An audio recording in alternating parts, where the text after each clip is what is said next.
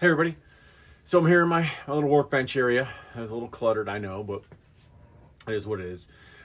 Today I'm going to be doing a optic mount swap. So right now on one of my training rifles, I've got a T1, and it is on a old school Larue mount. Mount has done me great for many years. It's never faltered, never had an issue. The only reason I'm changing it is because I'm going to go with a taller riser. So I got myself a Unity fast riser here, the 226 height riser, which I put on some of my guns. And the reason is because all these guns share the same magnifier, and the magnifier is on a Unity flip to center. So I want all the guns to be able to be in line with that. Now, it's less about the fact it's Unity, it's more about the fact of the height of the riser. That's purely it. So let's get to it. Here we go. Okay, so this is the fast riser, this is the Larue riser. I'm first going to take the Larue riser off the rifle, and then I'm going to take the optic off the Larue riser, and then I'll mount the optic to the fast mount, and then I'll mount the fast mount to the gun. That's the process we got here. Again, as you can see, Aimpoint T2. I do have the 100 Concepts kill flash on here, which I think is a great device. You see that right there. You know, it stays on pretty well. And I use it because I think it's a great protective device. Obviously, a kill flash is good if you think you're going to be coming up against people with night vision, thermal imaging, or something like that, because your lenses can emit a light they can see through those devices. So this helps to minimize that. But really, I use it for protection for the most part of the lens. So let's go. Let's get this started. So I've got my Leatherman wrench here, which happens to fit this Larue perfectly. There we go. Unscrew that. So there's the Larue riser. You can see there's 4 bolts there on the bottom. Let's see if you can see that. See, there's 2, and there's 2 more. So 2 front, 2 rear. Okay, let me move the rifle out of the way. Okay, these bolts are a 2.5 mil hex. Let me loosen them all for you.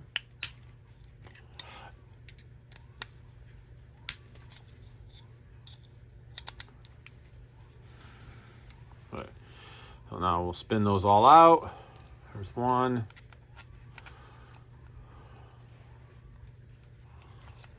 There's 2. There's 3. There's number 4. There we go. It's off. So next thing I'm going to do is I'm going to clean the bottom of this. Okay, so there's a lot of ways to do this. I'm just going to grab a basic wire brush.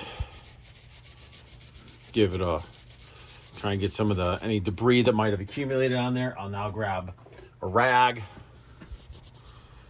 clean up the edges.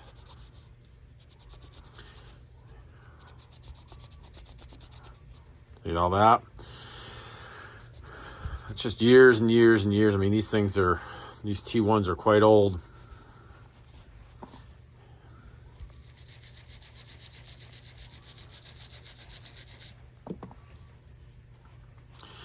You know, nice thing about Aimpoint is they work and they work and they work and they work.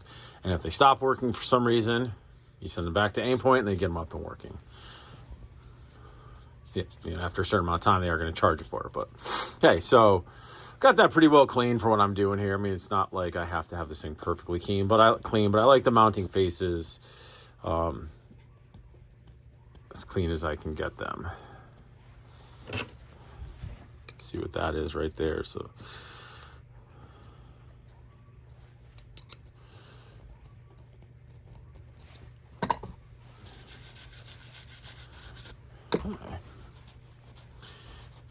And if you wanted to, you could do something like take a Q-tip, you know, run it in there to get any more debris, any more buildup of any kind off of there.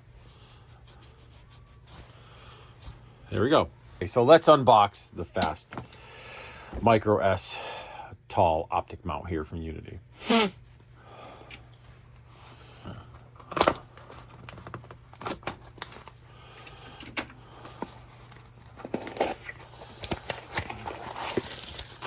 So you got your 4 nuts and your Torx bit there. There's the riser wrapped in this tissue paper. I have the FDE one here. All right, so let's just do a dry fit. There we go.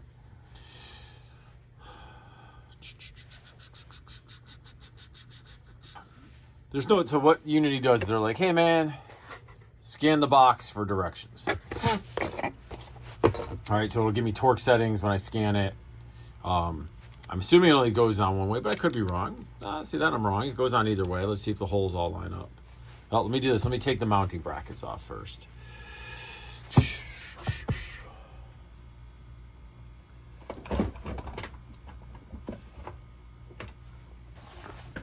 Guessing a T25 here. Right on, T25. I'll take the mounting bracket on because the holes are underneath the mounting bracket. This will allow me to see down to see how things are aligning. This is me without ever looking at the directions. I will look at the directions, so I want to know the torque specs. So see, obviously there's a little washers. Make sure you don't lose those. Because I almost did. All right, so goes on both ways. Let's see if we can see that. So I can see down, all the holes align that way,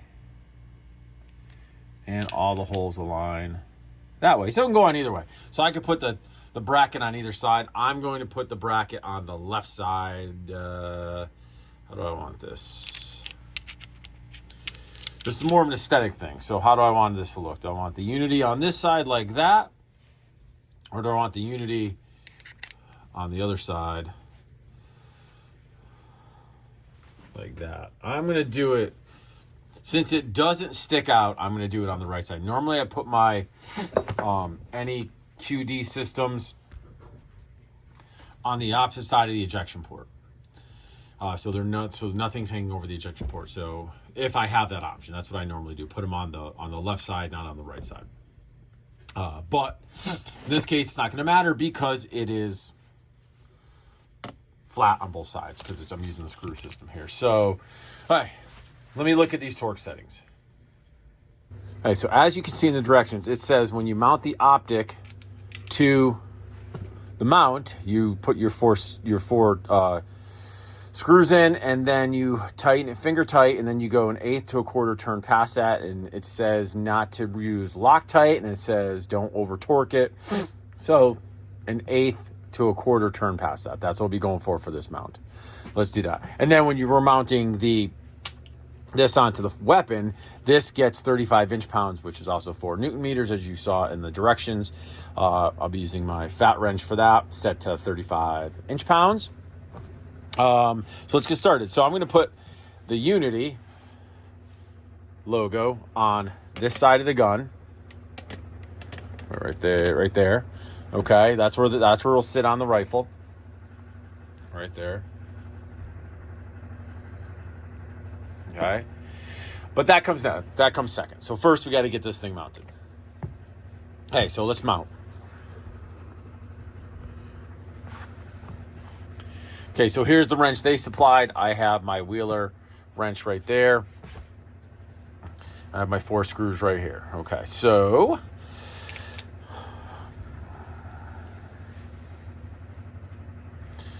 this is the best way to do this. Get this on there. I don't know if it's to drop it in or go straight in. Let's see how this works. This thing lined up. So let's do this first. Get this lined up. Okay, so it's on. Oh, keeps falling off. If I was smart, I'd bring an elastic band out here with me. I'd elastic band this thing on so it doesn't go anywhere. Okay, so let's get a screw on here. Almost use a third hand at this point. Okay, so that one right in there. Snug. I didn't do the turn. I just got it in finger tight. Now it's on there. So you should, when you do these things, go in a cross bolt pattern. Just like if you're doing a scope mount or something, you always want to go in a cross bolt pattern. Never go 1, 2, 3, 4 in order. Always do like an X or something like that. All right, there we go. There's that one.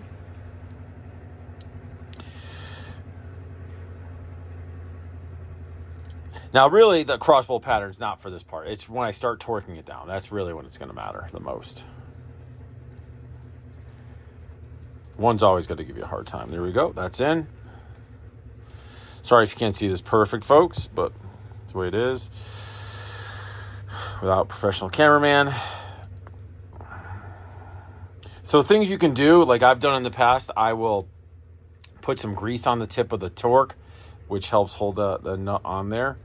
You can magnetize the torque by if you got a metal one, by rubbing it against a magnet or something. This one's not magnetized. Now, next piece is to do my 1/8 to 1/4 inch turn after I feel it's slightly snug. So let me get that aligned. Okay, so it's aligned. So let's do this. Let's see if I can get this where the alignment is. Okay, so now I'm looking at the alignment of the wrench. Okay.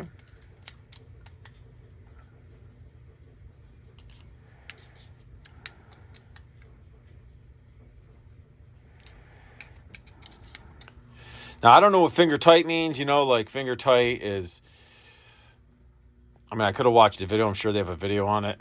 Like that seems finger tight and then a snug past that. That's what I'm going to do on all of them.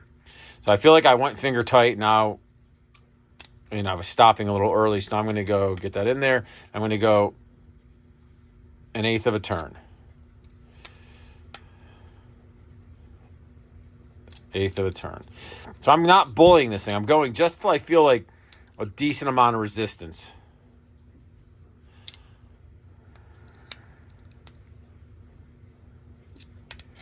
And as one gets tighter, who knows with the rest, right? So I keep checking them. I'll go around the whole thing till I feel like if I, on this one right here, if I go any harder, I feel like I'm wrenching it. So I know that's where I probably want to stop. Yeah.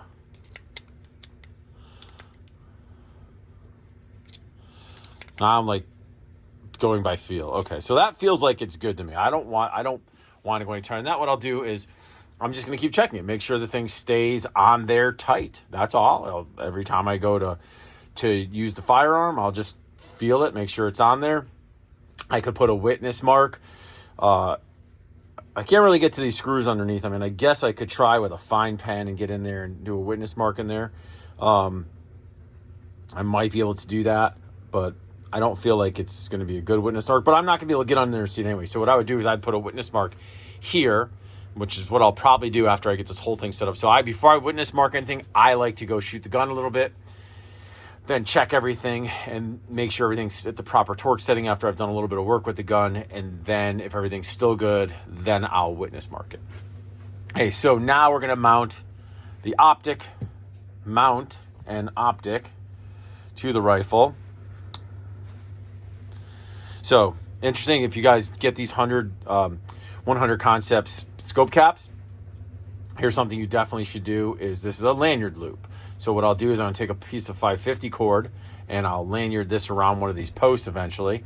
And that way, if it gets knocked off or if I want to take it off because it's getting in my way, then it just hangs and I can just put it back on. So that'll be the next step after I get this whole mount set up. I can do that when it's on the rifle. So here we go. Let's set this up on the rifle. Okay, let's get into mounting the optic on the gun. Where should I mount the optic on my firearm? Why should I put it in a certain spot? Well, first, let's start with this. And get that out of the way for a second. I don't like mounting any optics on any section of the rail of the fore end, the rail here, rail section, not these Picatinny's, but actual rail. Right, so this is part of the rail. This is part of the receiver. So I won't go any farther than this. When I lock this down, it'll be locked into the receiver. That way, if anything happens here, because this is a weak spot, it's mounted, right? If anything happens, I'm not going to lose zero if the rail moves, but the barrel stays in place. So that would go here like this. I could put it back a little bit, wherever I want it. But how do I know where to put it? So that comes down to this. When it's mounted to the gun and you're looking through it, right? If it's too far away, you have a hard time seeing the dot in the circle, because the circle is going to visually start to get smaller and smaller. When your rear lens is closer to your eye, that circle that the lens is in, I forget what the name of it is, that piece, but that is going to visually be bigger, obviously, and when it's farther away, it's visually smaller. So the closer it is to your eye, the bigger it is, the easier it's going to be to get your eyeball aligned with it and get it up on target. If it's too far away, it's going to be harder. You're going to have less room for error. The more you move the gun, the bigger the movements are of the reticle, therefore, or of the optic. Therefore, it's harder to align it. But you don't want to get too close. You don't want to get too far. So as far as where I put it, I generally put it somewhere up here in the front. Now, I've been mounting my T1s up here, right at the front of the receiver, and then I have room for a magnifier, and I have room for a flip up if I decide I'm going to use some kind of iron sights on the rifle. This generally doesn't have iron sights on it. I mount it up here. I feel like it gives me a good balance. So the other thing is, if it's too close to your eye, yes, you have the circle. It's going to be easier to see through your lens and find the dot and get it on the target. You have probably a little bit more field of view down range, but it's going to take up a lot of the vision around it. So your awareness of what's around you is less, higher chance of tunnel vision, less chance of your eyes picking up stuff in the peripheral because they're sucked into that, into the tube. So that's my take on it. That's why I mount it where I mount it. So let's get to mounting. So I like it right here. That always feels good for me. I don't ever put it up on the rail. So this bracket right here, it is the same whether I put it this way or this way, like that or that, which is nice. It's nice when the brackets are reversible, because you don't have to worry about that problem. All right, so let's get this started.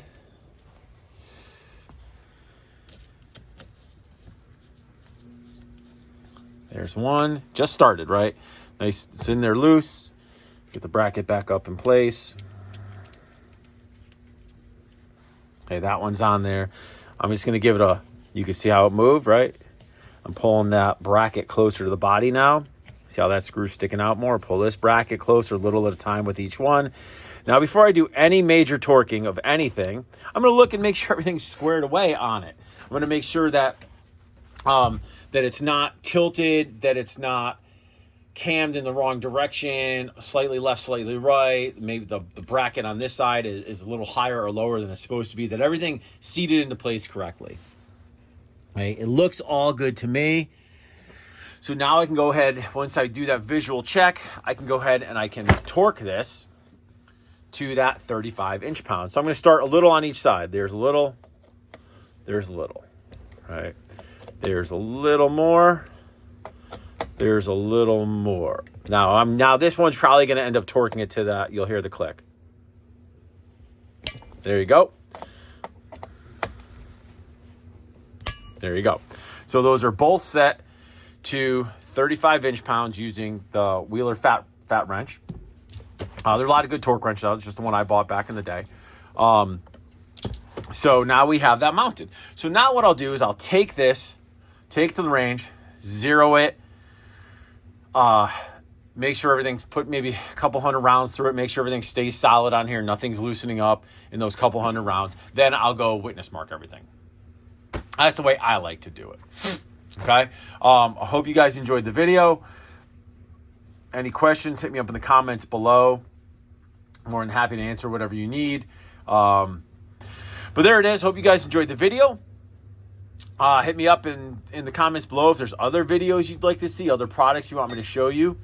And look in the near future, look for me having a video about witness marking your optics, your optic screws, and mounts and stuff like that, so you know that they aren't moving on you. You can easily see if they're moving or not. Okay? I'll talk to y'all soon. Stay safe, stay free, or die trying.